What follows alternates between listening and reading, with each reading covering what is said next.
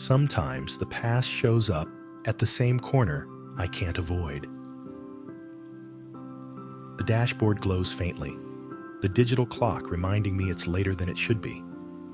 I'm driving home, streets nearly empty, city lights thinning into the quiet edges of night. The hum of the engine should be calming, a steady rhythm to carry me back toward rest. But it isn't. Because I know what's coming. That corner, that street, that reminder. The traffic light ahead shifts from green to amber, then red, and I slow to a stop. My hands tighten on the steering wheel, the leather worn smooth in the spots my palms press into. The car idles, the soft vibration pulsing through my legs. Outside, the glow of the red light spills across the hood, casting the cabin in a hue that feels more like warning than pause. And as I sit there, the memory arrives, uninvited, familiar. Years ago, I made a deal here, a deal that should have secured my footing, cemented my credibility. Instead, it unraveled, missteps piled, trust eroded, and when it collapsed, it left me with more than financial loss. It left me with shame that still lingers like exhaust fumes. Now, every time I pass this street, the ghosts climb back in. I don't see just asphalt and lights. I see my failure, replayed in sharp detail. I hear the conversations. I feel the shame. I relive the loss. And the weight of it presses heavy on my chest. The car beside me creeps forward, but I barely notice. I'm staring at the red glow reflected in the windshield, caught between the present and the past. The world has moved on. But me? I'm still stuck at this corner, still carrying the mistake like it defines me. The shame feels fresh, even though years have passed. And I whisper to myself, too quiet for anyone else to hear, the past shows up right here every time, and I can't escape it. Some nights, I drive with ghosts in the passenger seat. That's what it feels like, as if the car isn't empty, as if the failures from years ago sit beside me, buckled in, whispering reminders of everything I did wrong. It's not random. There are roots. Memory replay. The way my mind reopens old files as if solving them today could rewrite the outcome. Perfectionism. The belief that if I had just been sharper, faster, smarter, the failure wouldn't have happened. Cultural fear of losing face. The weight of shame that says a mistake isn't just something you did, it's who you are. So I drive, not just through the city, but through the loops of my mind. Every corner tied to a mistake becomes a rerun. Every familiar landmark drags back a moment I thought I had buried. And I ask myself the same questions I know too many others carry. Do certain places or dates drag old mistakes back to life? Yes, this street proves it. Do you replay the past even when the future needs you? Yes, over and over, until the future feels secondary, an afterthought. The universal theme is simple but suffocating: rumination.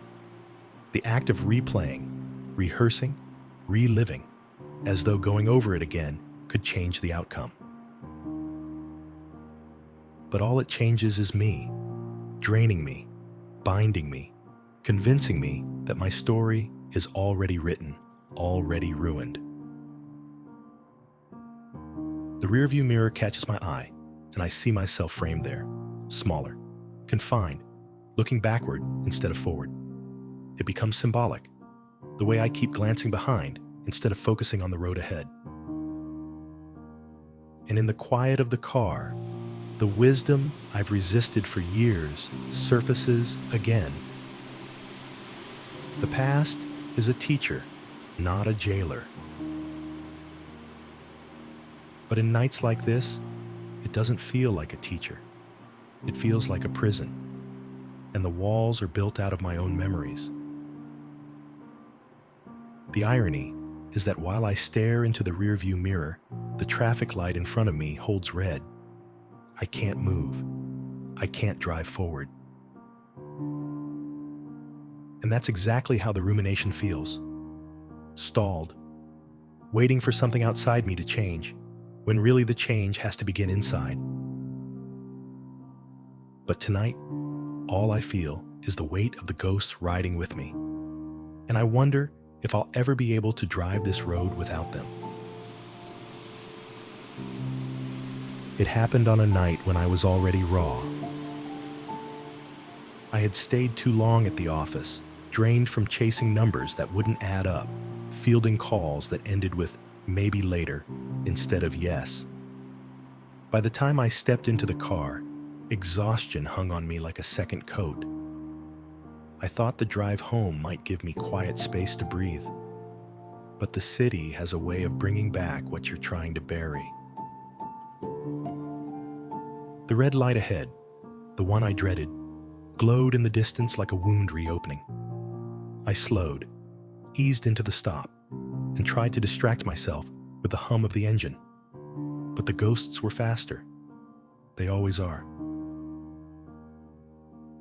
This was the corner where a deal I should have landed fell apart.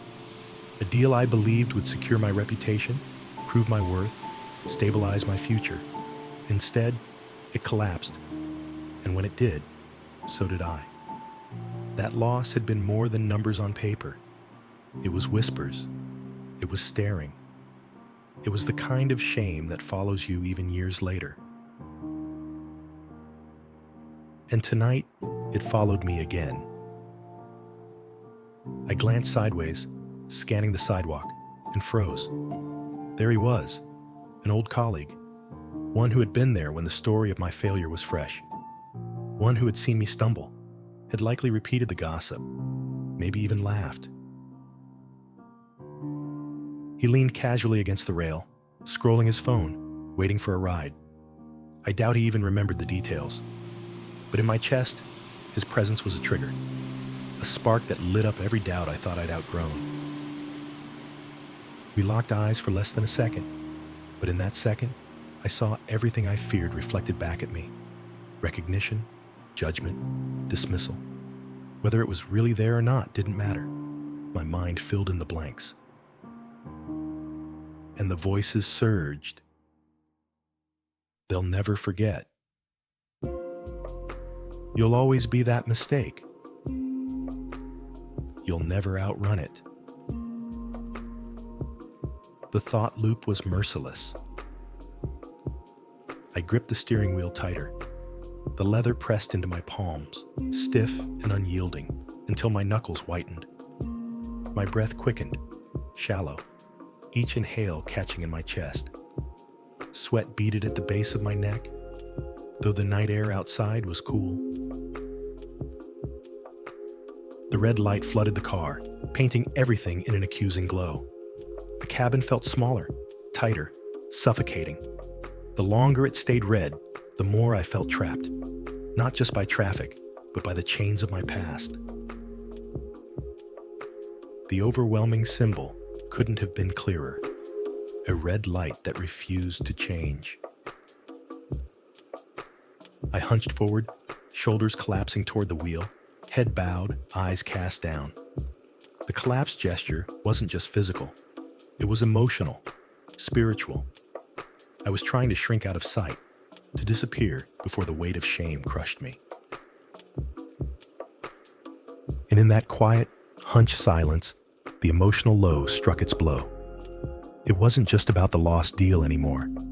It was about identity, about believing that the sum of my mistakes was the sum of me, that every mile I drove was tethered to a corner I could never leave behind. I wasn't just stopped at a red light. I was imprisoned there. I carry lessons, not chains. The words surfaced like breath after nearly drowning. They weren't loud. They weren't triumphant. They were quiet, steady, but undeniable. I lifted my head just enough to look beyond the wheel. The red glow still filled the windshield, but my focus shifted. I caught the rearview mirror first. My reflection looked small, boxed in, caught staring backward, a version of me still defined by what had already happened. Then I forced my gaze forward, through the windshield. The road ahead stretched long and dark, broken only by the glow of streetlights and the faint promise of home. And something in me softened. The past shaped me, yes, but it doesn't own me. The mistakes didn't erase me. They taught me. They refined me. The light finally flicked from red to amber to green, and the symbolic moment landed with force. My foot pressed the accelerator, not as an escape, but as an act of release. The car rolled forward, smooth, deliberate. With every meter, I felt the grip of that corner weaken. Learn, release, move. The mantra began as a whisper. Learn. I said it on the inhale, claiming the lessons buried in the failures. Release. I breathed it out, letting go of the chains I'd been carrying too long. Move. The final word came with a steady exhale, my body loosening as the car gained speed. I repeated it again, louder this time. Each cycle layered strength on the last, until the mantra filled the cabin with more weight than the critic ever had. Learn, release, move. The road stretched open before me. The hum of the tires against asphalt became a rhythm, steady and grounding. The ghosts that had once filled the passenger seat began to fade, not erased but distant, reduced to shadows in the rearview mirror. And I realized something vital. The rearview has its purpose, to glance back, to learn, to take note. But it's not the place to live. Living in the rearview keeps you small, boxed in, trapped in yesterday. Living forward means trusting the windshield, wide, open, full of possibility. My story isn't stuck behind me. It's unfolding ahead. That truth settled like a vow in my chest. I loosened my grip on the wheel. My shoulders fell back against the seat. The red glow was gone, replaced by the steady beam of headlights piercing the night road ahead. And for the first time in a long time, I felt something close to freedom. Not because the ghosts had vanished completely, they hadn't, but because they no longer drove with me. They were behind, fading, growing smaller with every mile I moved forward. And for the first time, I chose not to measure myself by the corner I once failed at, but by the road I was still willing to travel. Tonight, I carried lessons, not chains. My story isn't stuck behind me. It's unfolding ahead. That line can't just stay as insight. It has to live in action. Otherwise, it dissolves back into memory the next time I pass that corner. And for me, action came in the form of a ritual, something physical to anchor the release, so the lesson isn't just mental, but embodied. The practice I found was simple. Write one past mistake on paper, then rip it, shred it, release it. It doesn't erase the mistake. It doesn't rewrite history. But it signals to my body and mind, this no longer holds me captive. The anchor action is the writing itself. Pen against paper, naming the moment that keeps circling me. I don't sugarcoat it. I don't dress it up. I write it raw. The deal I lost. The words I regret. The promise I broke. There's power in seeing it outside of me. Mistakes feel heavier when they stay in my chest, spinning in loops. But when I put them on paper, they shift form. They become something I can hold, something finite, not infinite. Then comes the tearing. Fingers grip the sheet, and with one sharp pull, the fibers give way. The sound of ripping is rough, final, cathartic. It echoes louder than the critic ever did. I whisper as I tear. I release what I can't rewrite.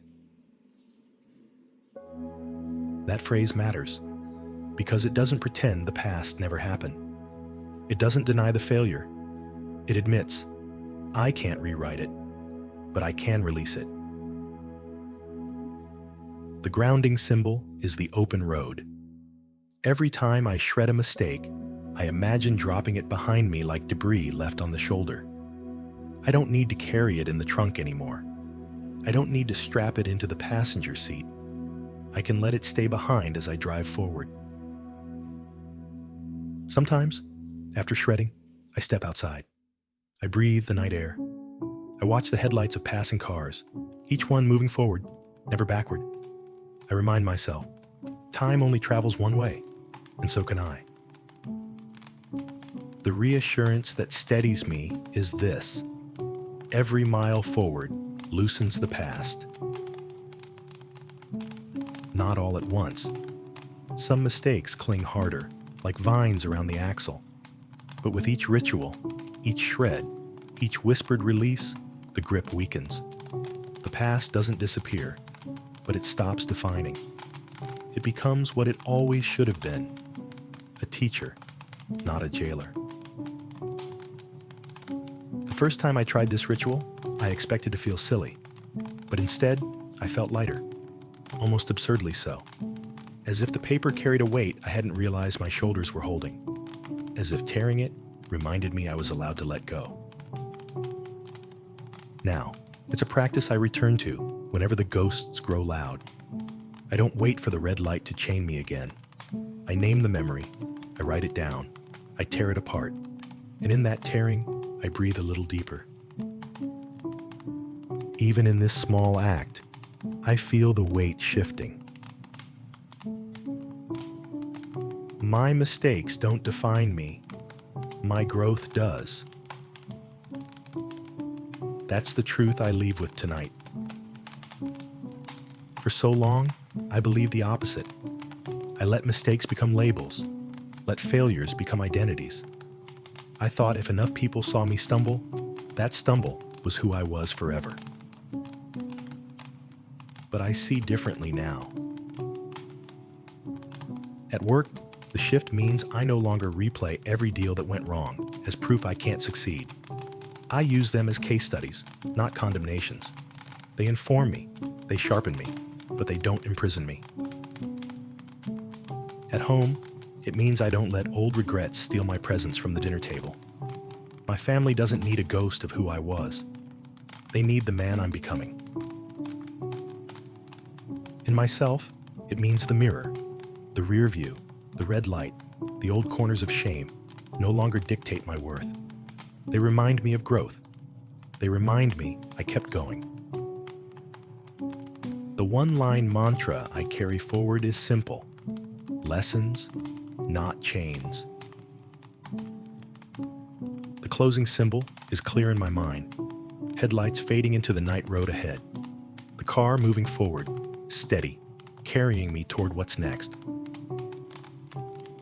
And I know what's next, because if the past traps me, fear of rejection grips me harder. That's the next struggle waiting in the dark, the courage to face no without letting it define me. But for tonight, I'll rest in this truth. My mistakes refine me. They sharpen me. They teach me. And I wonder, What's one lesson you've carried forward from a past mistake? My mistakes don't define me. My growth does.